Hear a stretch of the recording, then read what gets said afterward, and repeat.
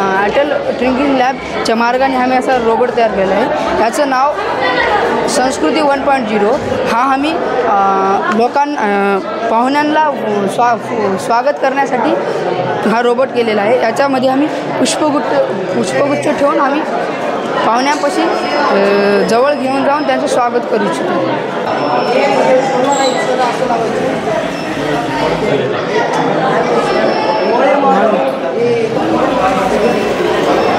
Equipment आहे ते बाकीच्या मुलांनी सायंटिफिक यूज केलेला आहे आणि छोटे छोटे प्रोजेक्ट बनवलेले आहेत जे ह्युमन उपयोगी आहेत.